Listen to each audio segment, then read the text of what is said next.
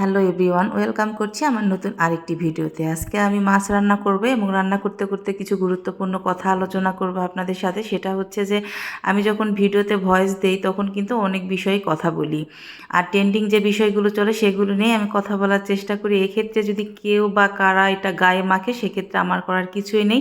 আমি তাদের উদ্দেশ্য করেই বলবো যে আপনাদেরকে নিয়ে কথা বলা বা আপনাদেরকে নিয়ে চিন্তা করার মতো সময় আমার আর হাতে নেই।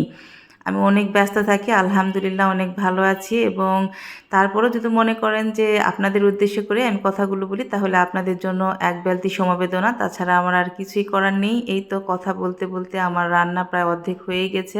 আমি মাছগুলো খুব সুন্দর করে হালকা করেই ভেজে নিয়েছি, নিয়ে কিন্তু এখানে দেখলেন যে মশলার সাথে টমেটো কষিয়ে নিয়েছি। আমি কষানোর পর মাছ দিয়ে সুন্দর করে একটু কষিয়ে নিলাম। নেওয়ার পরে আমি পানি দিয়েছি। পানিটা যখন ঝোলের পানি বলক উঠে চলে এসেছে তখন কিন্তু আমি ধনিয়া পাতা কুচি করে দিয়েছি। দিয়ে দেওয়ার পর একটু পরেই তো চুলা বন্ধ করে দিলাম।